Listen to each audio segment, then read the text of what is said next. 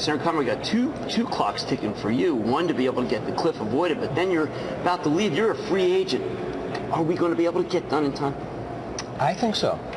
And this may surprise people, but I in part agree with Senator Corker.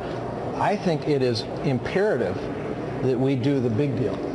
And you know, we are on the cusp of having the possibility of doing the big deal, because if we took the president's revenue, we took the Republican spending cuts, and we put them together, we'd have a package of more than $4 trillion. If you count what's already been done that needs to be enforced, you count the interest savings from doing a package that large, and we'd be well over $4 trillion.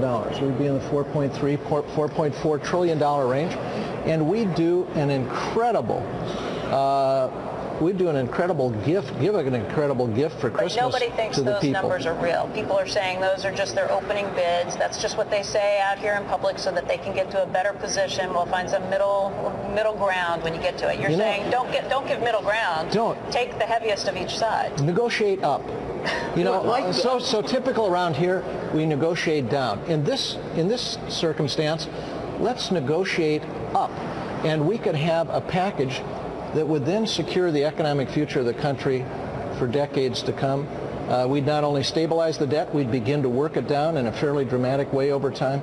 And none of these spending cuts are really so heavy. Look, $500 billion out of health care. A lot of my colleagues say, oh, you can't possibly do that. You know how much that is as a percentage of what we're going to spend over the next decade? 4%. We can't save 4%. That's what's missing in this discussion on the spending side and on the revenue side. Nobody ever puts it in perspective. How much are you saving?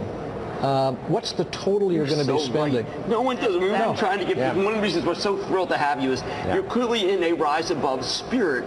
Senator Corker, how far are we really apart?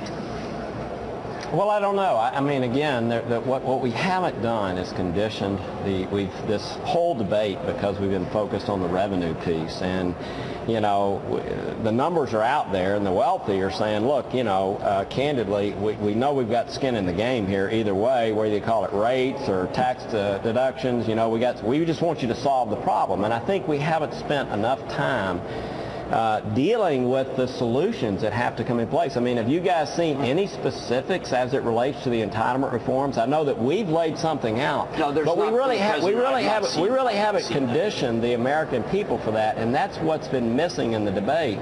And that's what many Senate Republicans are saying right now. Hey, let's shift this debate over to entitlements, and let's do what Kent just said. Let's negotiate up. Let's get both sides of the equation in play. But right now, the only thing that's really being discussed is revenues, and I think we're missing the boat. This is an incredibly logical, sane conversation, but that's because we're sitting in a Senate office building at this point. This is probably the one place you can have that conversation. The other two parts of this party, both the administration, the White House, and the House, are not going to have a conversation like this. They're going to jump to either side of you. How do you get those two parties to come up with some sort of an agreement that sounds exactly like what you two are talking about? Look, I actually think that at the end of the day, we are very close to putting together the grand bargain, because if you think about it, kicking this can down the road doesn't work. Why doesn't it work? Because early next year we're going to have a debt limit extension. Can you imagine what that'll be like absent the grand bargain being reached now? We'll be right back to chaos. We will be right back to putting the markets at risk. We will be right back to partisan divide. We will be right back to gridlock. So we can avoid all that. It's right before us, and it's not that hard. That's what I think has been missing. Any deal works. We're at a position right now, United States. We can top China. Europe's been left behind. The only thing that's keeping us back is any deal. Just get any deal, and we can get 4% growth. No, it has to be a real deal that's north of $4 trillion. Here's where Kent and I might disagree. I agree that we can get to a grand bargain, but it has to be one, in my case, where you've actually made the decisions. I'm not going to do another process bill. I'm sorry. You know, there's an old adage. Let's implement the policies right now. I don't want to set up another committee. I don't want to give directions to committees to come back. You know, there's an old adage here in the Senate.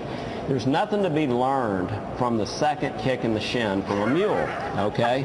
We've already been down the path of a process, okay? We had 12 really smart folks, 6 on each side, and I'm not willing to go down that route again. I want us to make the decisions now. I want the entitlement reforms put in place now. And I hope that Speaker Boehner will not negotiate away the debt ceiling until those specific reforms are in place. And that's been missing in this debate, and that's what I've been trying to say over the last several days. Well, I'm going to leave it on a positive note, because this was the most positive thing I've heard from, but even if you're a little bit away, it's really a victory for the American people, I think, because it shows what rise above. Thanks to Senator Corker and Conrad, the level heads throughout this. Guys, we'll send it back to you at HQ.